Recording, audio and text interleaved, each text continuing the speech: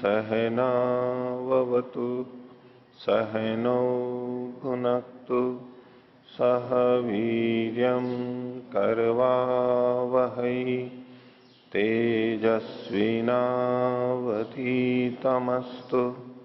मा विद्विषावहै। ओम शांति शांति शांति।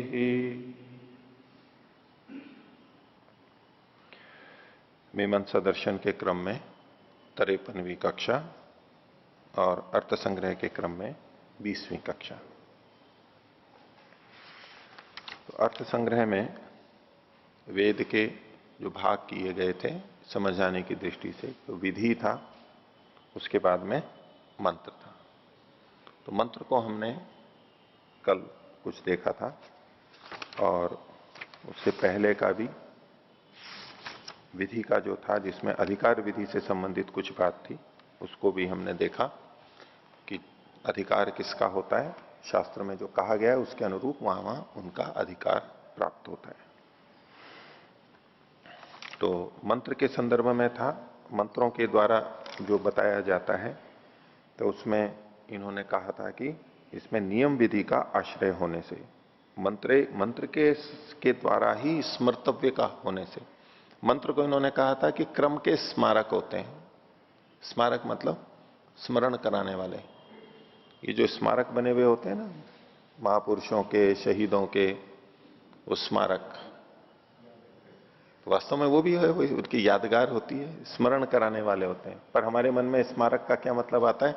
एक कुछ चबूतरा बना हुआ हो, मूर्ति हो, और कोई एक खंबा या स्तूप जैसा कुछ बना हुआ हो ऊंचा, बोलिए उसका स्मारक है।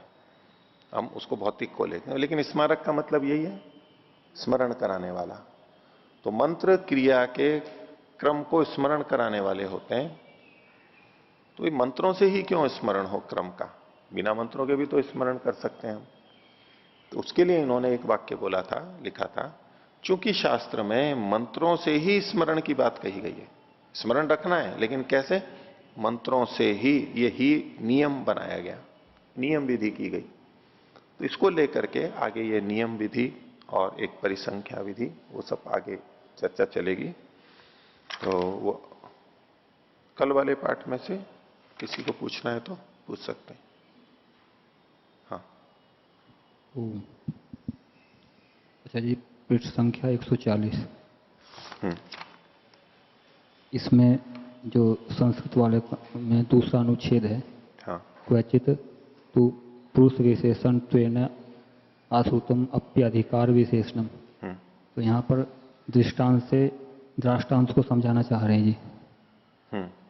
तो ये नहीं, ये दृष्टांत ही है बस। दृष्टांत दृष्टांत कोई अलग अलग नहीं है। यहाँ पर एक कि कहीं ऐसा होता है कि जहां पुरुष से संबंधित कोई विशेषण नहीं दिया हुआ होता, तो भी हम उस पुरुष का विशेषण वहां पर ले लेते हैं, वो वहां पर ले लेते हैं, लिखा हुआ नहीं होता, यानी श्रुति में वाक्य के अंदर नहीं लिखा हुआ होता है। जैसे ऊपर कहा था, राजा राजसूयेन स्वराज्य कामो यजेत। तो स्वराज्य कामा राजा, ये वहां पर हमारे को पुरुष का विशेषण मिल रहा है। लेकिन कहीं विशेषण नहीं भी मिलता है तो भी वहां अधिकार अधिकारी का हम निश्चय करते हैं, बिना पढ़े हुए भी आता है, अश्रुत होने पर भी। तो उन्होंने कहा अश्रुतम अपनी अधिकारी विशेषणम, फिर भी वो उस अधिकारी का, जो उस कार्य को कर सकता है, उसका विशेषण बन जाता है, साक्षात नहीं पढ़ा गया होता है। इसका बस एक उदाहरण दे दिया इन्होंने आगे। हाँ, इसमें प्रतीत तो ऐसा हो रहा कि जैसे यहाँ पर इन्होंने पुरुष का विशेषण को लेकर के वहां जहाँ उसका कथन न किया गया हो, ठीक है, इसमें उदाहरण दृष्टांत दाष्टान्त भी ले लिया इन्होंने, लेकिन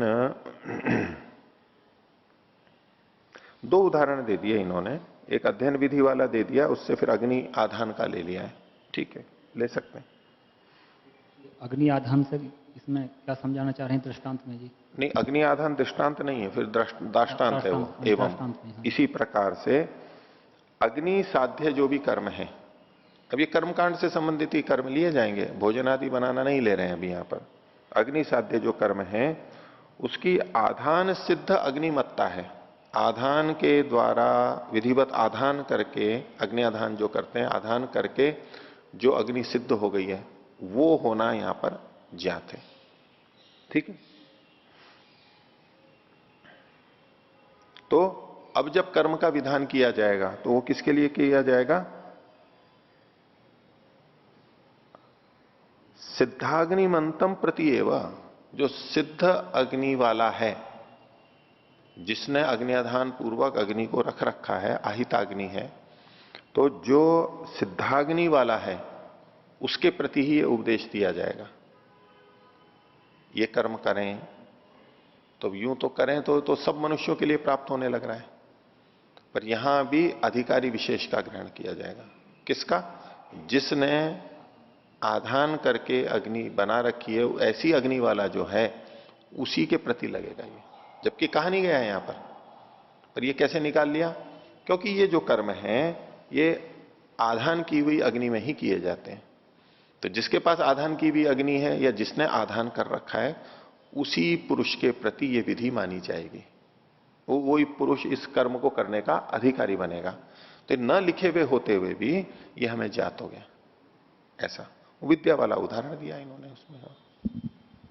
ठीक है, और बोलिए। आचार्य जी, पृष्ठ संख्या 140। 140 जी हाँ। इसमें जो संस्कृत भाग में अंतिम अनुच्छेद है, एवं सामर्थ्यम अपि, हाँ, वो सामर्थ्य को किस प्रकार समझा रहे वो समझ में। सामर्थ्य जैसे हमारे आंख नाक कान आदि इंद्रियां हैं, हाथ पैर हैं, शरीर में बल है, स्वस्थता है, ये सब सामर्थ्य लिया जाएगा। ये इसमें अंतर्भावित है। अर्थात अब किसी ने मान लीजिए अग्न्याधान तो कर रखा है, लेकिन अभी रुग्ण है, वो दुर्बल है, धन नहीं है, ये साधन नहीं है उसके पास में, तो अभी समर्थ नहीं है उसको करने में, उस पर यह लागू नहीं होगा। समर्थ है उस पर लागू होगा। है? उसके आगे जो पंक्ति है, हाँ, आख्यात एवं सामर्थ्यम अपी। अब ये सामर्थ्य भी, सामर्थ्य यानी शक्ति, शक्ति क्रिया के साथ में जुड़ी हुई रहती है, इसलिए वो भी आक्षेपलभ्य है, वो आ ही जाएगी। कैसे? उसकी पुष्टि के लिए इन्होंने एक वचन दिया है, एक न्याय दिया है। क्या? कि आख्यातानाम अर्थम ब्रुवताम शक्ति ही सहकारिणी। अर्थम ब्रुवताम आख्यातानाम, अर्थ को कहते हुए जो आख्यात हैं, क्रियावाची शब्द हैं, क्रिया हैं, उनका शक्ति उसकी सहकारिणी होती है। शक्ति तो जुड़ेगी ही, अंतर्भावित है। कोई भी क्रिया करेगा तो बिना शक्ति के कर नहीं सकता, बिना इंद्रियों साधनों के कर नहीं सकता है, वो तो साथ में जुड़ा हुआ ही है। तो जैसे वहां पर यहां कहा गया, उसी न्याय से यहां पर भी ले लिया जाता है कि सामर्थ्य तो होनी ही चाहिए उसमें। इति न्यायात समर्थम प्रति एवं विधि प्रवृत्ति है। विधि की प्रवृत्ति समर्थ के प्रति ही होती है, असमर्थ के प्रति नहीं हो सकती। अब किसी को कोई कर्म करना है, उसका कुछ निश्चित समय है और अभी वो मूर्छित पड़ा हुआ है, कैसे करें? अब नहीं करेगा तो प्रायश्चित करना होगा उसको। गलत हो गया उसे, भाई मूर्छित है, वो समर्थ ही नहीं है, अभी रुकना पड़ा हुआ है, दुर्घटना हो गई है, हाथ पैर टूट गए, कैसे करेगा वो? उसके लिए लागू नहीं होते नियम। यानी हम इन कार्यों को करने में इतने कट्टर या ऐसे भी ना बन जाएं कि इन चीजों के लिए अवकाश भी ना रख सकें। समर्थ के प्रति ही होता है। ये तो कर्मकांड है, कर्मकांड के अलावा भी चीजें ले लीजिए आप,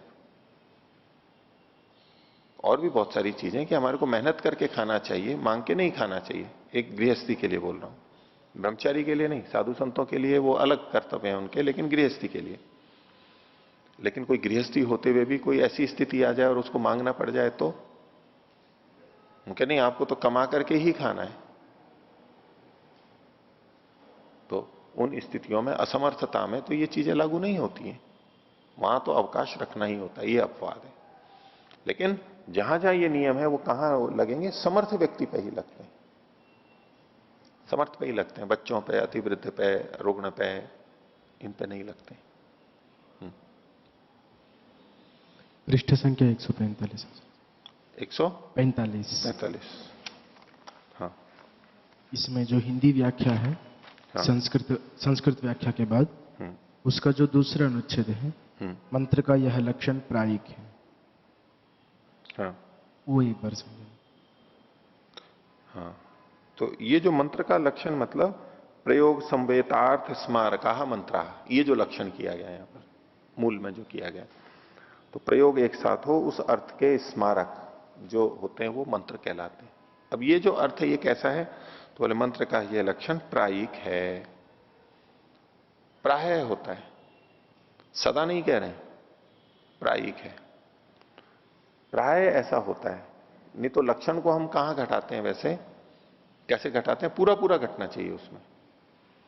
अगर वो सब में नहीं घट रहा है तो उसको अतिव्याप्ति दोष कहा जाएगा। जो बहुत सारे मंत्र हैं, मंत्र तो हैं, लेकिन ये जो लक्षण कर दिया गया वो सब मंत्रों में घट नहीं रहा है, अधिकांश में घट रहा है लेकिन सब में नहीं घट रहा है। तो जितने में नहीं घट रहा है ये छूट गया, इसलिए उसको कहते हैं इसकी अव्याप्ति हो रही है, पूरे को व्याप्त नहीं कर रहा है। जितने जितने मंत्र थे उस पर लक्षण घटना चाहिए, ऐसे ही अतिव्याप्ति वाला दोष भी आता है, तो ये अव्याप्ति होती है, तो दो लक्षण में दोष माना जाएगा वो। तो ये पहले ही कह रहे हैं कि ये जो लक्षण किया गया ये प्रायिक है, मोटे तौर पे किया गया है, प्राय ऐसा घट जाएगा लेकिन सब में नहीं घटेगा, स्वीकार कर रहे हैं।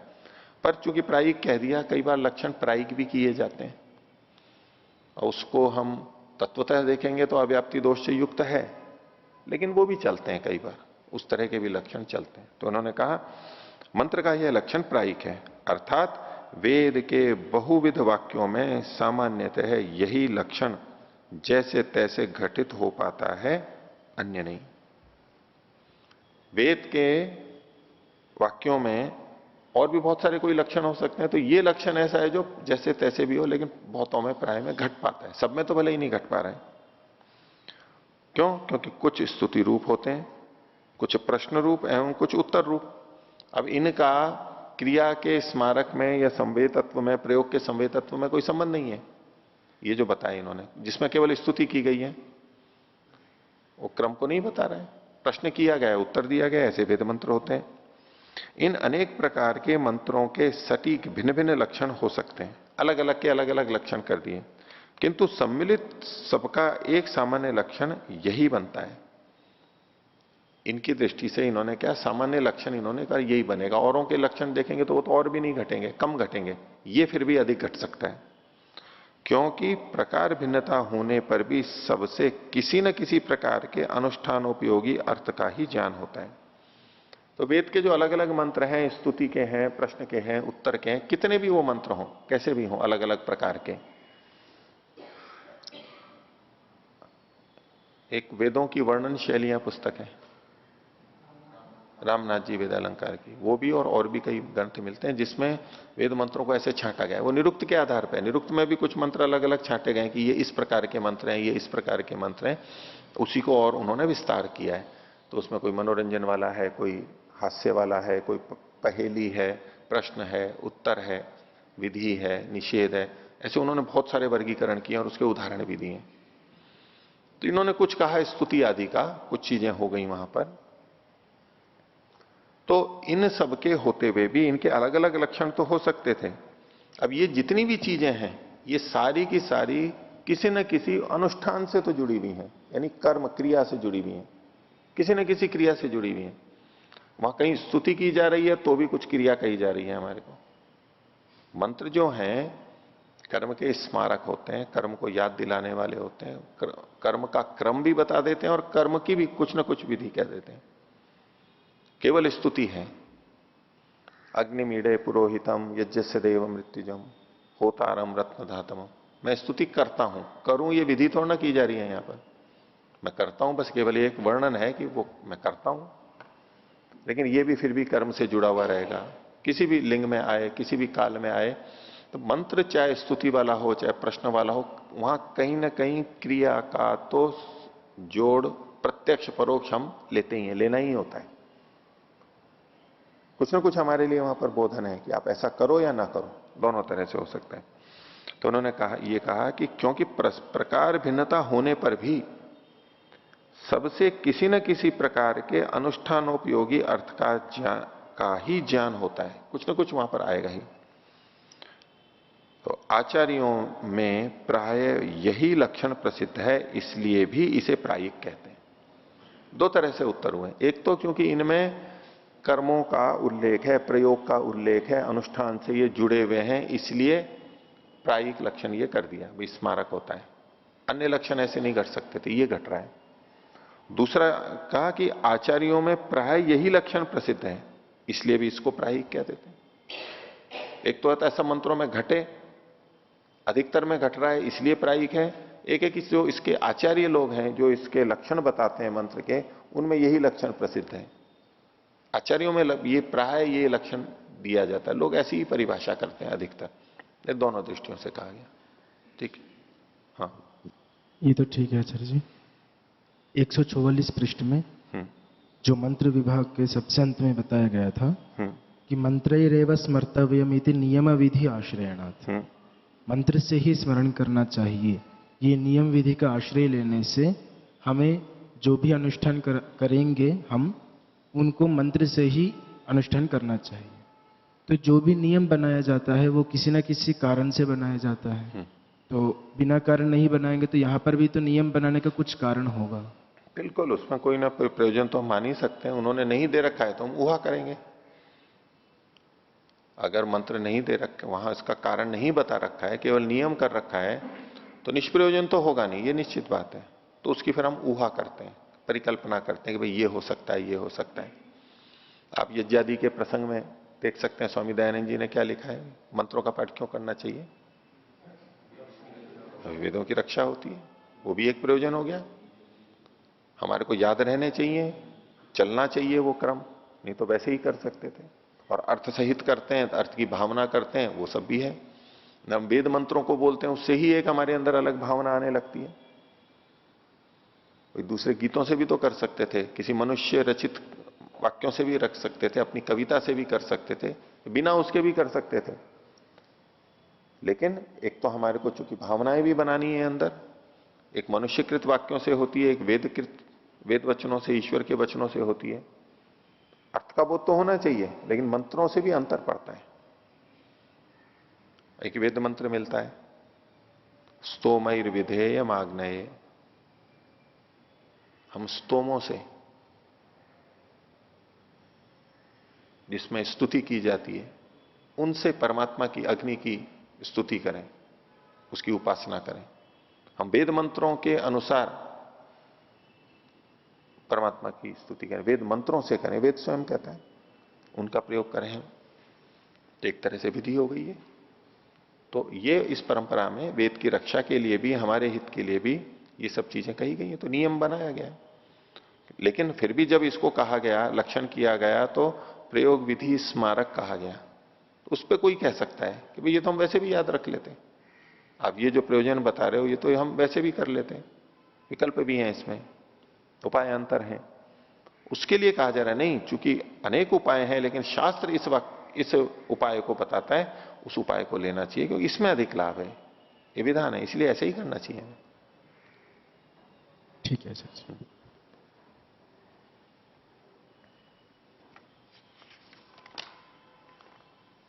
ठीक है, आगे बोलिए। जी, यहाँ जो अधिकार विधि की जो चर्चा चली थी, तो उसमें एक इस तरह से भी व्याख्या हुई थी कि बिना विशेषण के भी अगर वाक्य हैं तो उससे भी हम अधिकार विधि का निर्णय कर सकते हैं। तो ऐसे में जी अगर मान लीजिए कोई भी प्रेरक वाक्य है कि ऐसा करना चाहिए, तो हर उस वाक्य में चूंकि विशेषण नहीं है तो भी भाई कोई ना कोई व्यक्ति तो होगा जो सामर्थ्य जिसके पास होनी चाहिए उस कार्य को करने की, तो फिर हर वाक्य में ऐसे में फिर हम अधिकार विधि का उल्लेख वहां पर कर सकते हैं, ऐसा माने हम? कर सकते हैं, कुछ जगह जन सामान्य के लिए, हर व्यक्ति के लिए हो सकती है। सामर्थ्य वाली बात तो सब जगह घटेगी। अगर विशेषण भी दे रखा है, वहां भी सामर्थ्य का नियम तो लगेगा। विशेषण दे रखा है लेकिन वो समर्थी नहीं है तो कैसे करेगा? तो जहां विशेष कहा गया है उससे संबंधित, और पूरे शास्त्रों को देखते हैं कि भाई ये इनके ऊपर लागू होती, वहां पर हो जाएगा, उन्हीं लोगों पर लगेगा। अब वेद के अंदर कुछ बातें राजा के लिए लिखी हुई हैं, तो अब उसके लिए राजा तो होना चाहिए उसको, वो प्रजा है, राजा नहीं है तो उस पर कैसे घटेगा?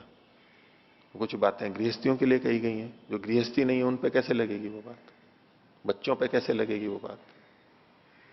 तो सामर्थ्य वाली बात सब जगह है। और अगर कुछ विशेष नहीं कहा गया है तो वो कार्य कैसे होता है, कौन कर सकते हैं, उन्हीं पे लगेगी, समर्थों पे ही लगेगी। वायुयान उड़ाने चाहिए, ये वायुयान बनाने चाहिए, भाई जो जानता है वही तो। चिकित्सा करनी चाहिए, भाई कौन, जो जानता है वही तो करेगा, उसी पे लगेगा। सामर्थ्य असामर्थ्य फिर वहां पर घटेगा, लेकिन हर किसी पे नहीं घटेगा। नदियां बनानी चाहिए, हर कोई तो ना बनाएगा। जो उस तरह की विधिवत पढ़ करके आया है, क्षमता रखता है, जानता है, उसी के लिए, अथवा राजा के द्वारा नियुक्त किया गया है, अधिकृत व्यक्ति है, ऐसे ही तो वो चीजें साथ में जुड़ जाएंगी। तो कार्य है तो कोई ना कोई तो उसका अधिकारी होगा ही, करने वाला, पात्र, योग्य, वो तो होना ही है। कौन होना है वो हम इस तरह से निर्णय कर लेते हैं। ठीक है, आगे देखिए।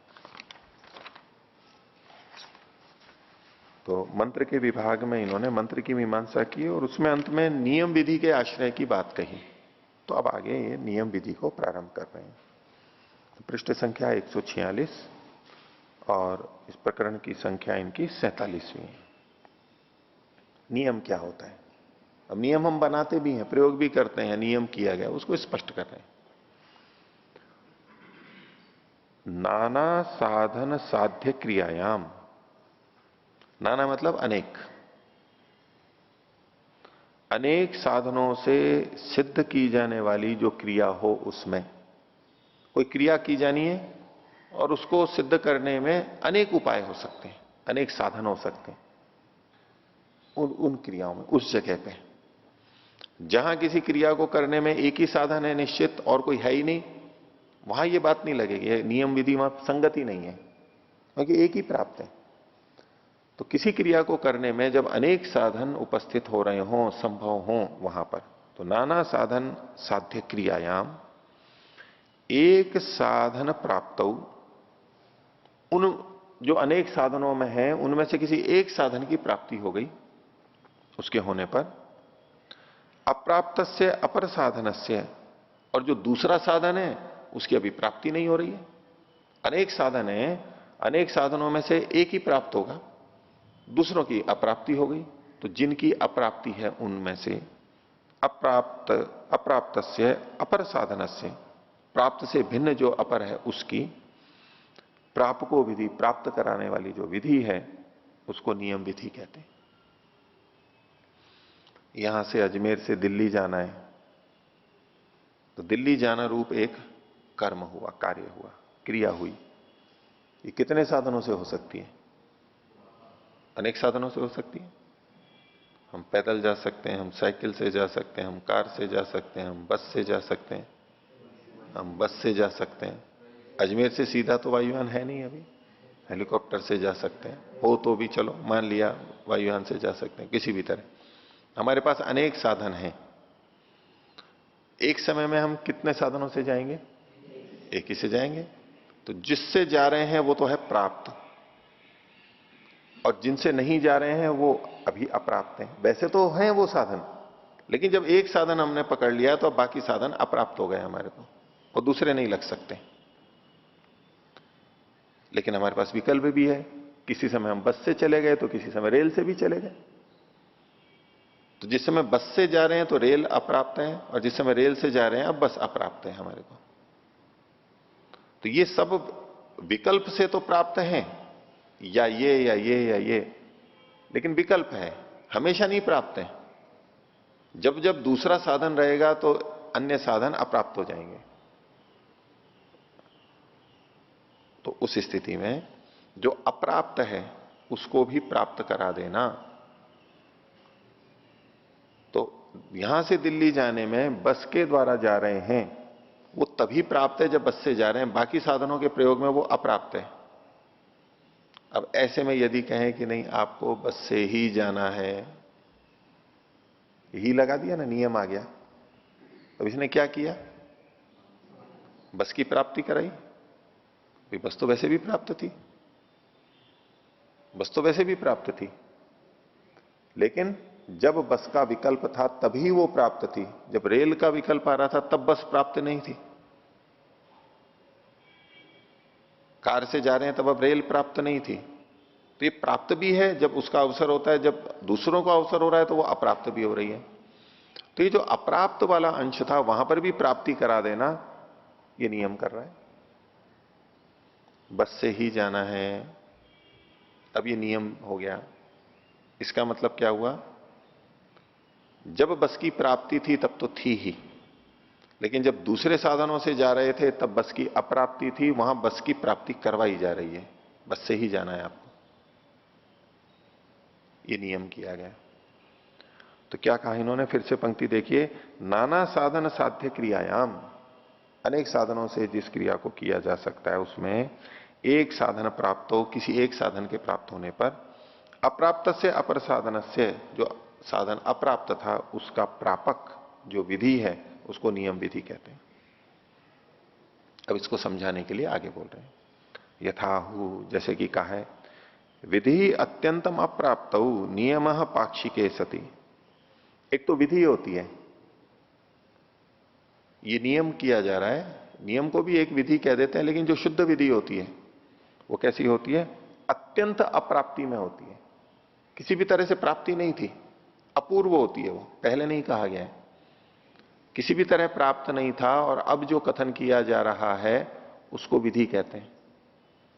विधि अत्यंतम अप्राप्त हो, और नियम पाक्षिके सति, नियम तब होता है जब पक्ष में वो प्राप्त हो रहा है, पक्ष में अप्राप्त हो रहा है। पहले किसी और ढंग से प्राप्ति है, बस की, रेल की, कार की प्राप्ति है हमें, लेकिन वो पाक्षिक है, दूसरे से भी जा सकता है, तीसरे से भी जा सकता है, किसी भी साधन से जाए तो एक पक्ष में प्राप्त हो रहा है, दूसरे पक्ष में नहीं भी प्राप्त हो रहा है। तो जब पाक्षिक प्राप्ति होती है तब नियम किया जाता है, अर्थात नियम तभी होगा जब पहले प्राप्तियां होंगी और अनेक प्राप्तियां होंगी, तब ये संगत लगता है कि नहीं इससे जाना है, यानी हमेशा इसी से जाना है। नियम पाक्षिके सति। आगे, तत्र च अन्यत्र च प्राप्तौ परिसंख्येति गीयते। एक तीसरा है परिसंख्या।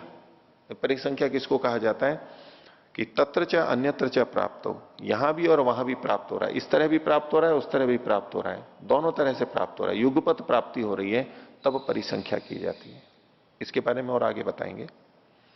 अस्यार्थः, इसका श्लोक का अर्थ बता रहे हैं, प्रमाणांतरेण अप्राप्त से प्रापको विधि अपूर्व विधि। विधि के लिए कहा था अत्यंतम अप्राप्त, तो प्राप्ति किससे होती है, प्रमाणों से प्राप्ति होती है, उपलब्धि होती है। तो कहा प्रमाणांतर से, अन्य प्रमाणों से जो अप्राप्त था उसको प्राप्त कराने वाली जो विधि होती है उसको विधि कहते हैं, वो अपूर्व विधि होती है, पहले नहीं हो रही, किसी से प्राप्त नहीं है। उदाहरण दिया, यथा यजेत स्वर्ग काम इत्यादि, स्वर्ग की कामना वाला यजन करे। तो इसे याग की प्राप्ति, स्वर्ग के लिए याग की प्राप्ति, याग को करने की प्राप्ति विधि हमारे को और किसी तरह प्राप्त नहीं थी, इसी वचन ने की है, विकल्प भी नहीं था, यही था। तो यह है अपूर्व विधि, अन्य प्रमाणों से अप्राप्त होने पे है, अत्यंत अप्राप्त होने पे यह कथन किया जा रहा है, यह विधि वाक्य हुआ। आगे इसी को खोल रहे हैं, स्वर्गार्थक यागस्य प्रमाणांतरेण अप्राप्तस्य अनेन विधानात्। स्वर्ग के प्रयोजन वाला जो याग है उसकी अन्य प्रमाणों से अप्राप्ति हुई है, उसका इसके द्वारा विधान किया गया, इस वाक्य से, ये चेत स्वर्ग काम। ये तो विधि हो गई। अब नियम के लिए बता रहे हैं, पक्षे अप्राप्त से प्रापको विधि नियम विधि। एक पक्ष में जो अप्राप्त है उस अप्राप्त अंश का जो प्रापक होते हो, प्राप्त कराने वाली होती है, ऐसी विधि को नियम विधि कहते हैं।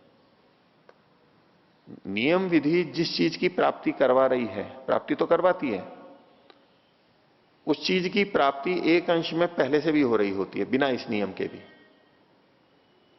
स्वभाव होता है। और किसी ढंग से सामान्य रूप से एक अंश में तो प्राप्ति फिर भी हो रही थी, लेकिन दूसरे अंश में प्राप्ति नहीं हो रही थी, उस दूसरे अंश को प्राप्त कराने के लिए नियम विधि होती है, जहां अप्राप्त अंश था। तो इन्होंने कहा पक्षे अप्राप्त से प्रापको विधिर नियम विधि, यथा व्रीहीन अवहंती इत्यादि। व्रीही को, चावलों को छिलके सहित जो होता है उसको अवहंती, उठता है, अवहनन करता है। क्यों करता है?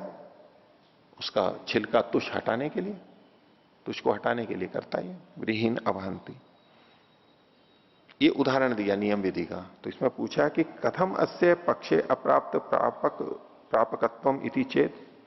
भाई आपने पहले कहा था पक्ष में अप्राप्त का जो प्रापक होता है वो विधि नियम विधि कहलाती है। तो यहां पर ये कैसे इसका पक्ष में अप्रापकत्व है, अप्राप्त प्रापकत्व है, प्रापकत्व नहीं है, ये कैसे आपने यहां कहा? तो उसका उत्तर आगे दे रहे हैं। अनेन ही अवघातस्य वैतुष्यार्थत्व न प्रतिपाद्यते। ये जो वाक्य है ना व्रीहीन अवहंती, इससे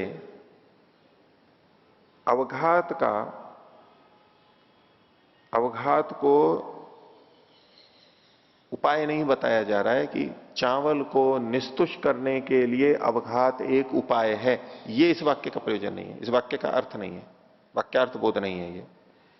व्रीहीन अवहंती चावलों को कूटता है, किस लिए? तो हटाने के लिए। अब इससे कोई ये वाक्यार्थ निकाले, वाक्यार्थ बोध ले कि यहां ये बताया जा रहा है कि अवहनन करने से चावल के तुष छिलके हट जाते हैं, ये नहीं बताया जा रहा है। इसको बताने के लिए वाक्य नहीं है। कूटने से चावल के छिलके हटते हैं, इसकी सूचना देने के लिए यह वाक्य नहीं है व्रीहीन अवहंती। उसी को इन्होंने कहा अनेन ही अवघातस्य वैतुष्यार्थत्वम, अवघात का वैतुष्य करणार्थ, वैतुष्य मतलब तुष से रहित करने के का प्रयोजन न प्रतिपाद्यते, प्रतिपादित नहीं किया जा रहा है कि अवघात किस लिए है, तुषों को हटाने के लिए, ये नहीं बताया जा रहा है इसमें। फिर क्या है? अन्वय, क्यों नहीं बताया जा रहा है? अन्वय व्यतिरेक सिद्धत्वात्। ये बात तो अन्वय व्यतिरेक से वैसे ही सिद्ध थी। अवहनन से छिलके हटते हैं धान के, ये बात तो अन्वय व्यतिरेक से वैसे ही सिद्ध थी, इस वाक्य के बिना भी। तो जो बात अन्य तरह से सिद्ध हो रही हो वो शास्त्र का वचन नहीं बताएगा, उसके लिए वो वाक्य नहीं रचा गया है। तो कैसे अन्वय व्यतिरेक से? इसकी दो तरह से व्याख्या की जाती है। एक तो ये कि जब जब हम अवहनन करते हैं तब तब तुष हट जाते हैं, और जब अवहनन नहीं करते हैं, कूटते नहीं है, तो वो नहीं हटते। इससे हमें पता लग जाता है कि जो अवहनन रूप कर्म है इसकी तुष हटाने में निमित्तता है, एक कारण बनता है उसमें। अन्वय व्यतिरेक से हमें पता लग गया। एक तो ये अन्वय व्यतिरेक है। दूसरे ढंग से अन्वय व्यतिरेक व्याख्याकार क्या बोलते हैं कि जब मुसल के द्वारा अवहनन किया गया लकड़ी के मुसल से, इसी से, तब भी तुष हटते हैं, और जब अवहनन नहीं किया जाता है तो अन्य उपायों से भी हट जाते हैं। इसी से हटते हो ऐसा नहीं है, अन्य उपायों से भी हट जाते हैं। ये व्यतिरेक से ले रहे हैं, हट जाते हैं दूसरे उपायों से भी। उसको मसल करके भी हटा सकते हैं, नखून से छिल करके भी हटा सकते हैं, और भले ही कितना भी समय लगे, लेकिन उपाय तो है वो भी। नख से विदलन करके हटा देते हैं, हटा सकते हैं हम। तो अन्वय और व्यतिरेक से ही ये पता था कि अवहनन से तुष उसका छिलका हट जाता है। तो इसलिए इसको बताने के लिए ये वाक्य नहीं है व्रीहीन अवहंती थी। तो किसके लिए है ये? बोले किंतु नियम, ये नियम किया जा रहा है यहां पर, विधि नहीं है ये नियम किया जा रहा है। प्राप्ति तो पहले से थी, उसमें नियम किया जा रहा है। और वो क्या है? सच अप्राप्तांश पूर्णम, अप्राप्त अंश का पूर्ण करने वाला है, भरने वाला है। जैसे दिल्ली जाने के लिए बहुत सारे उपाय थे, तो जब एक उपाय करेंगे तो दूसरे उपाय नहीं करेंगे, तो एक पक्ष में वो उपाय प्राप्त है, दूसरे पक्ष में उपाय प्राप्त नहीं है। ऐसे ही उसके तुष हटाने के लिए, छिलके हटाने के लिए अनेक उपाय प्राप्त हैं हमारे को, अनेक उपायों की प्राप्ति है, स्वभाव से प्राप्ति है अन्वय व्यतिरेक से। अब उसमें से एक उपाय जो जिस समय कर रहे हैं उस समय दूसरा उपाय नहीं चलेगा, वही चलेगा। तो एक जिस उपाय को जिस समय कर रहे हैं उस समय तो वो प्राप्त है, लेकिन जिस समय उससे भिन्न उपायों का प्रयोग किया जा रहा है उस समय ये उपाय अप्राप्त है। तो ये जिस जगह पे अप्राप्त हो रहा है उस अप्राप्त अंश की पूर्ति ये नियम करता है कि नहीं यहां भी उसको प्राप्त किया जाए। एक अंश में तो प्राप्त था वो, लेकिन सब जगह प्राप्त नहीं था, तो इसके द्वारा सब जगह प्राप्त कराया जा रहा है, उसको उसकी प्राप्ति कराई जा रही है, ये नियम विधि करती है। इसलिए उन्होंने कहा सच अप्राप्तांश पूर्णम, अप्राप्त अंश का पूर्ण है, जहां वो प्राप्त नहीं था उसको भी वहां भी प्राप्त करा रहा है। और खोल रहे हैं इसी को, वैतुष्य से ही नाना उपाय साध्यत्वात्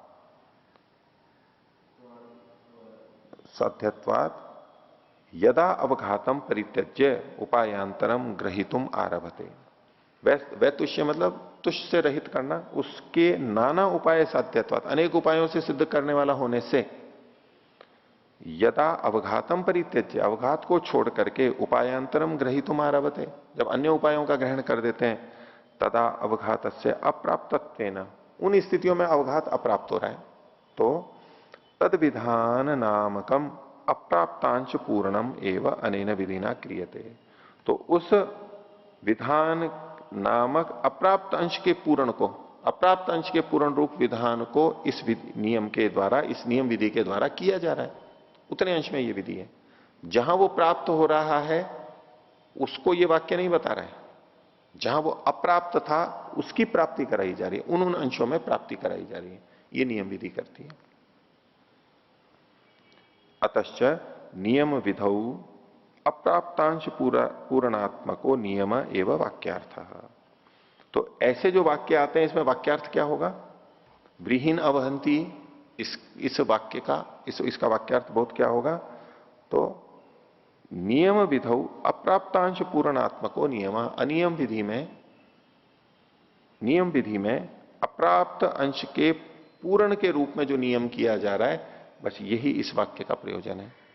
पक्षे अप्राप्त अवघातस्य विधानम इति यावत, क्योंकि पक्ष में जिस समय उसका प्रयोग नहीं हो रहा है, दूसरे का प्रयोग हो रहा है, उस पक्ष में अप्राप्त अवघात के विधान को ही यहां पर किया जा रहा है, ये नियम विधि है।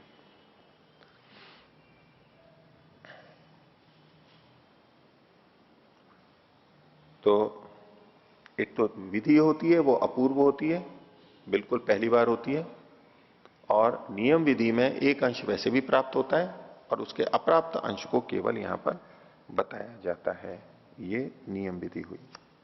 अब देखिए व्रीहीन अवहंती शब्द है, अवहंती तो लटलकार का प्रयोग है, व्रीहियों को कूटता है, कूटते हैं, अवहनन करते हैं बहुत सारे लोग, केवल इतना ही तो कहा गया है ना। लेकिन लट लकार में भी या कैसे भी कोई वाक्य प्रयोग किया गया है उसका हमारे लिए कुछ ना कुछ निर्देश होता ही है। सामान्य भाषा में भी हम करते हैं, शास्त्र के वचन में भी कुछ ना कुछ विधि निर्देश हमारे लिए वहां भी प्राप्त है। विधिलिंग या लोट या ऐसे ही जहां जहां सीधे सीधे वचन होते हैं वहीं पर ही विधि नहीं होती है, सामान्य वचन होते हैं वहां भी हमारे लिए कुछ ना कुछ होता है, कर्तव्य निकाला ही जाता है। और वेद भाष्य में महर्षि के आप इस बात को खूब अच्छी तरह अनुभव कर सकते हैं।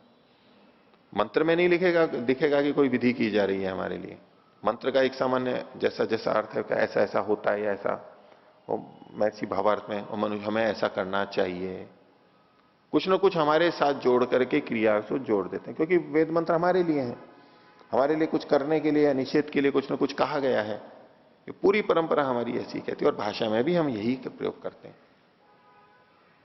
सामान्य रूप से। मान लीजिए माता पिता बच्चे को लेकर के जा रहे हैं और वो दिखा रहे हैं दूसरे बच्चों को, देखो ये बच्चे खेल रहे हैं, देखो ये बच्चे व्यायाम कर रहे हैं, देखो ये बच्चे तैर रहे हैं। ये तो सामान्य कथन है ना, एक विवरण दिया जा रहा है केवल लटलकार में कि ये ऐसा कर रहे हैं, ये ऐसा कर रहे हैं। क्या प्रयोजन है? विधि हो रही है ना, प्रेरणा हो रही है ना, निर्देश हो रहा है ना, इसमें भी तो भाषा के केवल शब्दों पे ही केंद्रित नहीं होते हैं, और ये तो जुड़ा हुआ ही है हमारे पूरी हर भाषा के अंदर ये प्रयोग है। तो वेदों में क्यों नहीं लेंगे हम? ये भाषा में सब जगह ये नियम होते हैं। और ऐसे में कोई टोकने लगे नहीं यहां तो कोई विधि की ही नहीं गई है, आप तो विधि जबरदस्ती ले रहे हो, नहीं, वो भाषा को नहीं समझते हैं। भाषा का वाक्यार्थ बोध क्या है? केवल ये बताना कि ये ऐसा कर रहे हैं, उसका प्रयोजन क्या है? प्रयोजन क्या है? कई बार बच्चे पूछ भी लेते हैं, बोले आप ये क्यों बता रहे हो कि वो ऐसा कर रहे हैं? वही तो ठीक है, यही तो बात है कि आप प्रेरित हो, देखो, उससे प्रेरणा प्राप्त करो, आपको भी ऐसा करना चाहिए। बच्चे को कहें देखो पड़ोस वाला बच्चा, उसको ये पुरस्कार मिला है, तो हम बच्चे को क्या कह रहे हैं? हम कि आप भी कुछ ऐसा करो, आपको भी पुरस्कार मिले, किसी क्षेत्र में आप भी बढ़ो, प्रेरणा ही तो दे रहे हैं। तो ये जो सामान्य वर्णन भी होता है लट लकार का, उसमें भी विधि आदि छुपे हुए रहते हैं। तो व्रीहीन अवहंती भले ही लट लकार का प्रयोग है, लेकिन इससे अवहनन करना चाहिए। एक नियम बनाया जा रहा है, यहां पर नियम विधि की जा रही है। विधि तो है, लेकिन कौन सी विधि है? तो नियम विधि है। क्यों? अवहनन तो वैसे भी प्राप्त था, और प्राप्त था फिर क्यों किया जा रहा है? बोले इसी से करना है, सदा इसी से करना है। प्राप्त था, जहां अप्राप्त था वहां भी इसी से करना है, यानी सदा इसी से करना है। ये प्रक्रिया हो गई, ये नियम विधि हो गई। हो गया? बोलिए। जी, ये तो स्पष्ट हुआ कि यहाँ पर विधि हो रही है कि उसको करना है, लेकिन सदा इसी से ही करना है, ये नियम कैसे जोड़ा, ये स्पष्ट नहीं हुआ जी इस वाक्य से। वो क्यों आ रहा है? तो ये कहने की जरूरत ही क्या थी इनको कि अवहनन से व्रीहि को निस्तुष करो, ये कहने की क्या जरूरत थी? भोजन बांट रहे हैं, ठीक है, अब आंवले का अचार बांटना है, और उसके लिए वो कहे कि छोटी चम्मच से बांटो। अब वो दाल वाली चम्मच बड़ी ले ली, या तो भातिया ले लिया, भात वाला जो बड़ा था, तो सब्जी को तो उससे बांट देंगे, लेकिन इसके लिए कहें छोटी चम्मच लो, इसका क्या मतलब हुआ? क्या वो प्राप्त नहीं था? छोटी चम्मच प्राप्त नहीं थी क्या? कर सकता था, वो छोटी चम्मच भी ला सकता था, वो बड़ी लेकर के आ गया। तो प्राप्ति तो सबकी थी, भातिये की भी, बड़ी चम्मच की भी, और छोटी चम्मच की भी। अब जब ये कहा जाएगा देखो वो छोटी चम्मच से बांट रहा है, दो जने बांट रहे हैं, एक होगा देखो वो छोटी चम्मच से बांट रहा है, इसका क्या मतलब निकलेगा? आप भी करो, एक तो विधि हो गई, दूसरा कि इसी से करो, इसी से करो, क्योंकि वो थोड़ा थोड़ा देना होता है, ज्यादा देंगे, बड़ा लेंगे तो नियंत्रण ही नहीं रहता है किसको कितना जा रहा है, छोटा ही। अथवा मात्रा कम होती है तब भी चम्मच को ही छोटा करते हैं। अब मात्रा तो कम है, और वो बड़ा पात्र दे दिया तो वो निर्णय कैसे करेगा? किसी को ज्यादा जाएगा, किसी को कम जाएगा। तो चीज कम है तो भी कहते हैं भाई इसी से करो, ताकि उससे अधिक किसी को ना चली जाए, इस समान रूप से जाए। तो नियम यहां पर छुपा हुआ रहता है। आगे देखिए, दूसरी विधि है परिसंख्या विधि। उसकी परिभाषा कर रहे हैं, उभयोश्च युगपत प्राप्तौ इतर व्यावृत्ति परो विधि परिसंख्या विधि। उभयोश्च युगपत प्राप्तो, दो चीजों की एक साथ प्राप्ति हो रही है, विधान मिल रहा है हमारे को, इन सब का विधान मिल रहा है। ऐसे में इतर व्यावृत्ति परो, इतर की, दूसरे की, अन्य की को हटाने के लिए जो विधि की जाती है, हटाना जिसमें प्रयोजन रहता है, उसको परिसंख्या विधि कहते हैं। नियम विधि में तो कुछ कहा जा रहा है ऐसा करो, हटाया नहीं जा रहा है किसी को। यद्यपि दूसरी चीजें हट जाती हैं उसमें भी, वो तो सब में हट जाएंगी, लेकिन नियम में मुख्य प्रयोजन क्या है कि इसको ऐसा करो, बस दूसरों को हटा नहीं रहे मुख्य। परिसंख्या विधि में दोनों की प्राप्ति है, और उसके कथन से दूसरों को हटाना ही प्रयोजन है। वहां पर प्राप्ति तो वैसे ही थी वहां, ये दोनों में अंतर बनेगा।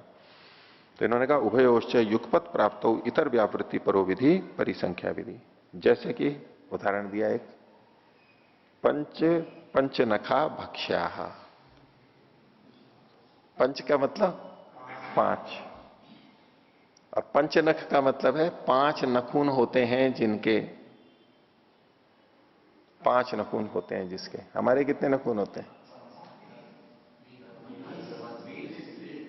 20 होते हैं, लेकिन यहां पंचनख का मतलब एक एक के अंदर पांच पांच। हम भी पंचनख वाले हैं, और कोई कोई 6 वाला होता है, वो अलग बात है, एक 5 होते हैं।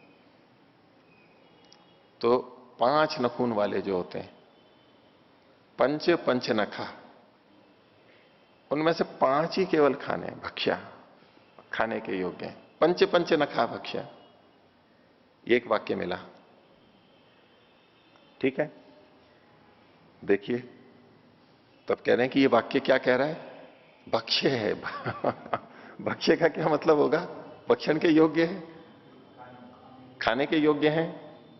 प्रत्यय ऐसा लाया हुआ है यहां पर, ठीक है। तो आगे देखो क्या कहते हैं, इदम ही वाक्यम न पंचनख भक्षण परम। ये जो वाक्य है 5 नख वालों को खाने की विधि नहीं है। ये 5 नखों को खाने वाले की विधि नहीं है। ये पंचनख भक्षण परक नहीं है ये वाक्य, यानी विधि वाक्य नहीं है। जबकि हमें क्या लग रहा है, ये तो विधान ही कर रहा है ना, पंच पंच नखा भक्ष्य, विधान लग रहा है ना। बोले नहीं, ये विधि नहीं है। क्यों? बोले तस्य रागतः प्राप्तत्वात्। भाई मांस खाना या इनको, वो तो राग से ही प्राप्ति थी। राग मतलब स्वाद, चाहे शरीर की पुष्टि ले लो, चाहे जीवा का स्वाद ले लो। जिनको मांस भक्षण का रस लग जाता है, राग हो जाता है, तो उनको शाकाहार दो तो बोलते हैं ये क्या घास फूस खा रहे हो। जैसे हम कहें हम जैसा भोजन करते हैं तो गाय भैंस जैसा खाती है ना घास फूस। हम गाय भैंस वाला तो वो तो चारा नहीं खा सकते ना घास फूस को। हम क्या कहेंगे, ये क्या घास फूस खा रहे हैं। हम कुछ विशेष बना करके खाते हैं, हमारे को वो स्वादिष्ट लगता है। तो ऐसे ही जिनको मांस का हो जाता है वो अच्छा लगता है उनको, बोले क्या घास फूस खा रहे हो ये।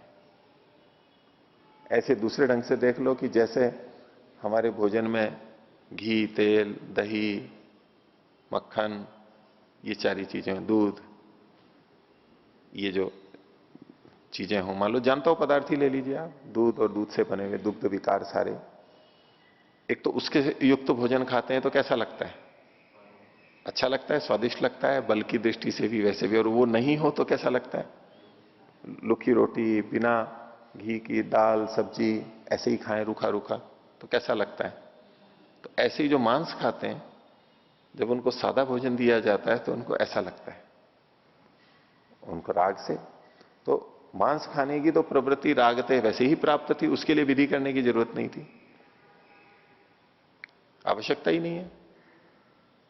वो तो राग के वशीभूत होके, वो धर्म अधर्म है ऐसा नहीं कुछ कह रहे हैं, वो धर्म है ऐसा नहीं कह रहे हैं, लेकिन स्वभावतः प्रवृत्ति है। अब दूसरे की चुराने की प्रवृत्ति, वस्तु चुराने की प्रवृत्ति तो वैसे ही रागतः प्राप्त है हमारे को।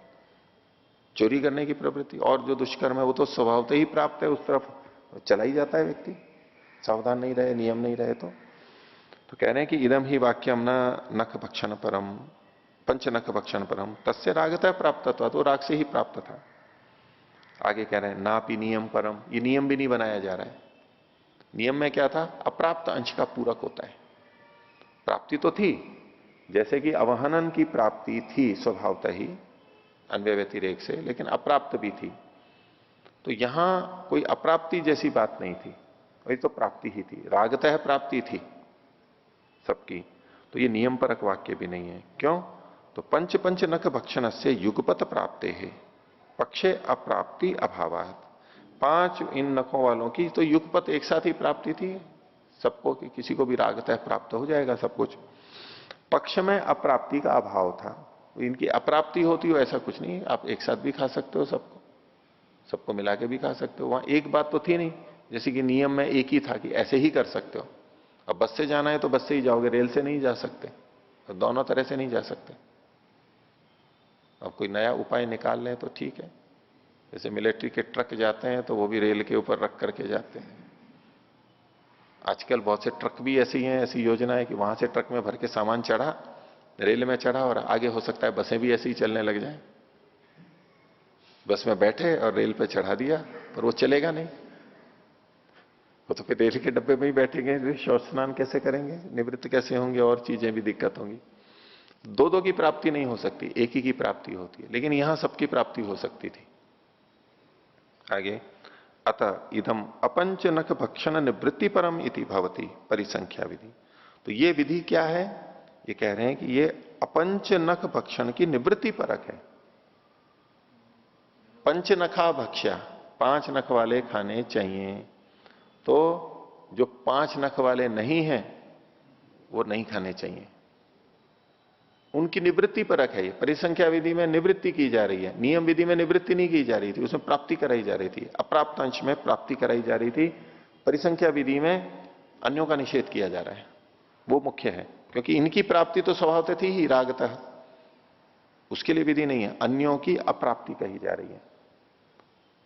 तो जो 5 नख वाले नहीं है उनको नहीं खाना चाहिए। तो मनुष्य तो 5 नख वाला आ जाएगा। तो पहली बात तो यह कि जो 5 नख वाले नहीं है। गाय कितने नख वाली है? नहीं, एक पैर में 2 ही तो हो गए एक तरह से नख। घोड़ा एक ही है, एक ही शफ होता है, उसमें 2 होते हैं। ऊंट में 2 होते हैं, ऐसे। तो वो नहीं लेने चाहिए, एक विभाजन कर दिया। तो कह रहे हैं अपंचनक भक्षण की निवृत्ति परक ये है। तो इसका मतलब हुआ कि जो जो पंचनख वाले हैं वो सब खाने योग्य हैं, ऐसा इस वाक्य से निकलेगा। तो 5 और जोड़ दिया, पंच नखा। 5 नख वाले कौन से? ये 5 ही, सारे नहीं, सारे नहीं, उनको भी हटा दिया। वो 5 कौन कौन से हैं? इन्होंने, इन लोगों ने श्लोक बना रखे, देखिए। इन्होंने 139वें पृष्ठ पर, 49वें पृष्ठ पर नीचे 2 श्लोक दिए हुए हैं। तो ये रामायण का बोल रहे हैं, रामायण में प्रक्षिप्त है ये कैसा है, लेकिन पंच नखा भक्ष्या ब्रह्म क्षत्रेण राघव। ब्राह्मण और क्षत्रिय को, हे राघव, ब्राह्मण और क्षत्रिय को 5 नख वाले का, बाकी नहीं खाने चाहिए। कौन से? शशक, शल्लकी, गोधा, खडगी, कूर्मोथ पंचम। तो शशक तो हो गया खरगोश। शल्लकी के लिए कुछ लोग के कोई मछली का भेद कहते हैं, लेकिन उसके 5 नख तो नहीं होते। शल्लकी, दूसरा कोई गोधा, गोह होती है ना, बड़ी जो गोह, वो उसके भी 5 पैर होते हैं, जैसे छिपकली जैसी होती है ना गोह, उसके। और खडगा, खडगा इसको मृग के लिए बोलते हैं या तो गेंडे के लिए बोलते हैं। गेंडा होता है ना, एक खड़ग, उसके एक ऊपर निकला हुआ होता है, 2 वाले भी होते हैं खैर आगे पीछे, लेकिन सामान्यतः भारत में एक वाला होता है वो खड़ग वाला। और कूर्म, कूर्म कहते हैं कछुए को, उसके भी 5 नख होते हैं। ये 5 गिनाए गए। तो ऐसे ही जो भी हैं ये 5 यहां पर गिनाए गए कि इनको होना चाहिए। ये रामायण का जो है वचन इन्होंने शल्य कहा, शल्य का गेंडा। एक दूसरा भी मिलता है यहां जो लिखा हुआ है रामायण, उसके अलावा ये वाल्मीकि रामायण में किष्किंधा कांड के अंदर है 1739, बाली राम से बोलता है, बाली राम से बोलता है। संभवतः ये वो प्रसंग है जब राम ने उसका वध कर दिया था। तो बोले मेरे को किस लिए मारा, क्या प्रयोजन था? पंचनख वाला हूं, लेकिन मैं पंचनख वाला भक्ष्य नहीं हूं।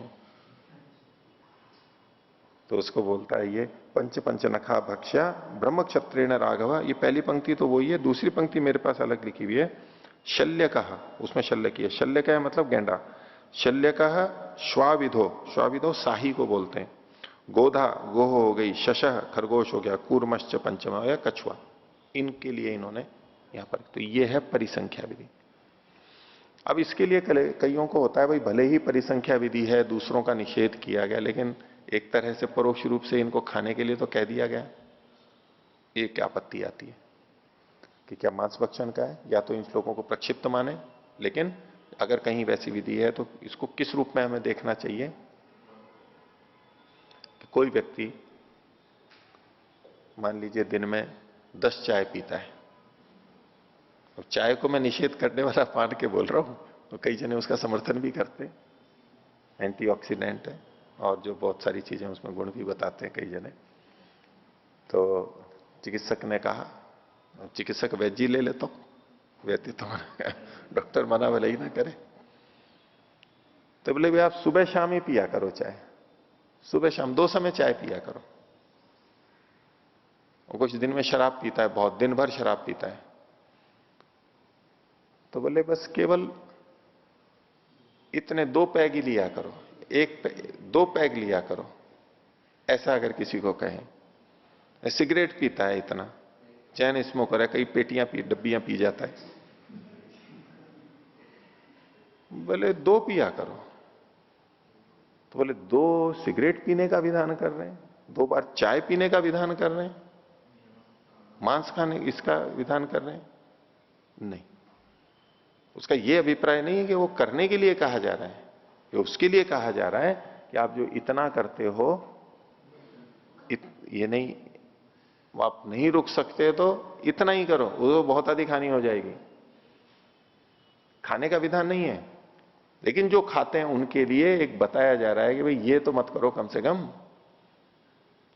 भाई शराब पीते हो अपने घर में पिया करो, बाहर पी करके लौटते रहते हो, पड़े रहते हो, लोगों को गालियां देते हो, करते हो, तो ऐसा जो हो तो उसके लिए क्या कहा जाएगा? भाई शराब तो वो छोड़ना नहीं है, मान लो, बोले अपने घर में पिया करो। तब इससे उसको शराब पीने की विधि थोड़ा ना कर रहे हैं हम, वो शराब तो पी ही रहा है, हम केवल इतना कह रहे हैं भाई बाहर मत किया करो। शराब पी करके जब वाहन नहीं चलाना हो तब शराब पिया करो, और शराब पी करके वाहन चला रहा है, अन्यों को हानि करेगा। तो इस तरह के जो वाक्य होते हैं, इनमें हम ये नहीं समझ लें ये विधि की जा रही है, नहीं तो गलत अर्थ संकेत जाता है। ये देखो ये ऐसी ऐसी बातें लिखी हुई हैं, तो ये परिसंख्या विधि है, ऐसा मत करो। ठीक है, तो आज का पाठ इतना ही रखते हैं। प्रणव।